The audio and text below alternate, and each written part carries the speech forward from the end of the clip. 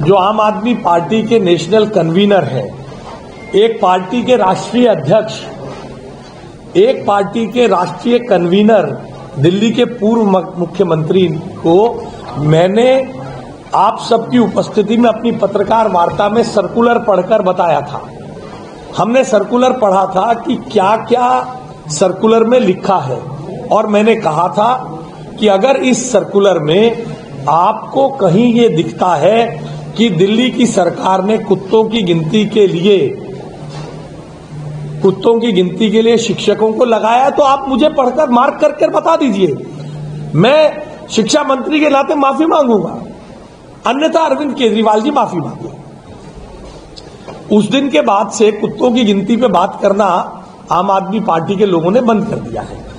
मगर हम दिल्ली की जनता के सामने अरविंद केजरीवाल जी, जो आम आदमी पार्टी के राष्ट्रीय कन्वीनर हैं, उनके गैर जिम्मेदाराना, उनकी मारो भाग और भाग जाओ, झूठ बोलो और भाग जाओ, शूट एंड स्कूट की राजनीति को नहीं चलने देंगे। वे दिल्ली में बदअमनी फैलाकर अपनी राजनीतिक रेलेवेंस बनाए रखना चाहते हैं। इसलिए मैंने बहुत शालीनता से अरविंद केजरीवाल जी से निवेदन किया है कि अरविंद केजरीवाल जी, आप ब्यूरोक्रेट भी रहे हैं। मैंने लिखा है, given your background in administration as former chief minister, your statement can not be regarded as a mere misunderstanding. Instead, it appears to be a part of a deliberate attempt to derail smooth implementation of a very important safety initiative.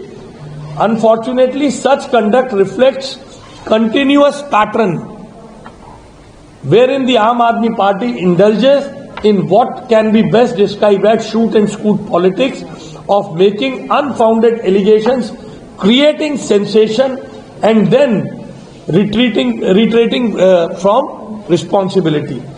अब आप मुझे बताइए, एक party का राष्ट्रीय मुखिया जो ये क्लेम कर रहे थे गोवा में जाके, मैं ही तो अकेला राष्ट्रीय नेता आया हूं आपसे वोट मांगने, वो राष्ट्रीय नेता दिल्ली में जो है ही नहीं उस पर झूठ बोल दे। और मेरी बात को पुख्ता करने के लिए आम आदमी पार्टी ने कल ड्रामा किया। आम आदमी पार्टी ने कल कहा कि सरकार प्रदूषण पर चर्चा से भाग रही है। मेरे साथ कपिल मिश्रा जी ने बैठकर बताया सरकार प्रदूषण पर चर्चा करेगी। इस पूरे जो कैलेंडर है, पूरा टाइम टेबल विधानसभा का उसमें जारी है।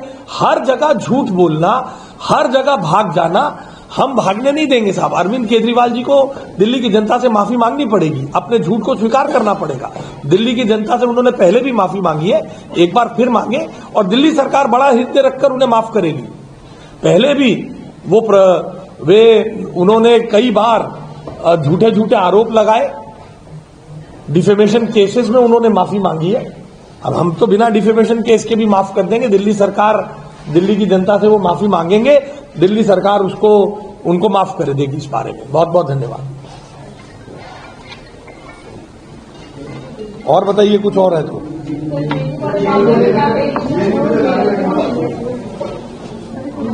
देखिए, उमर खालिद और शर्जिल इमाम की जमानत खारिज होने के बाद,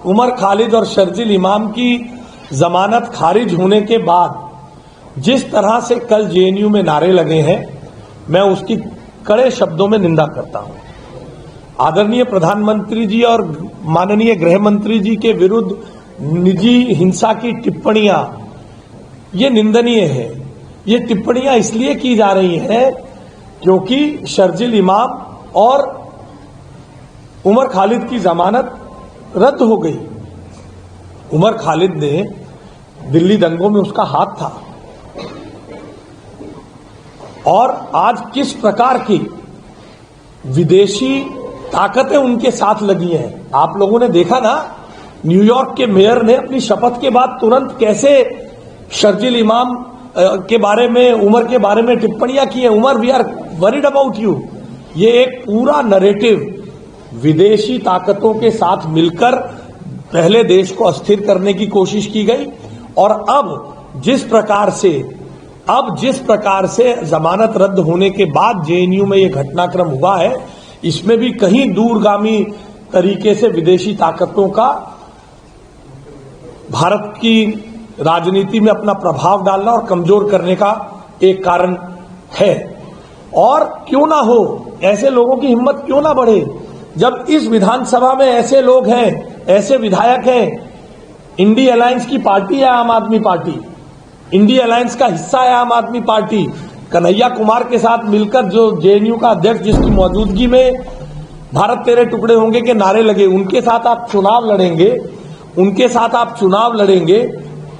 उनके साथ मिलकर चुनाव लड़ेंगे और आप सब मिलकर इन जमानत न मिलने का विरोध जताएंगे, तो इस प्रकार से गलत तत्व जेएनयू में सिर उठाएंगे ही। हम सबको, किसी को भी देश के प्रति बोलने का अधिकार नहीं है। आप प्रधानमंत्री जी की शिक्षा नीति पर बोल सकते हैं, आप प्रधानमंत्री जी की खेती के बारे में नीतियों पर बोल सकते हैं, आप प्रधानमंत्री जी की किन्हीं और टिप्पणियों के बारे में बोल सकते हैं, गृह मंत्री जी की किन्हीं कृत्यों के बारे में, पॉलिसीज के बारे में बोल सकते हैं, मगर देश के खिलाफ बोलने का अधिकार किसी को नहीं है। In democracy we agree to disagree, मगर हम किसी के बारे में निजी टिप्पणियां, हत्या की बातें करना बिल्कुल निंदनीय है, बिल्कुल निंदनीय है। ये बिल्कुल गलत है। मैं इसकी कठोर शब्दों में निंदा करता हूं और ऐसे कृत्यों के लिए ये इंडिया अलायंस के जैसे दल जो इस विधानसभा में है, जो शर्जील इमाम के साथ मंच साझा करते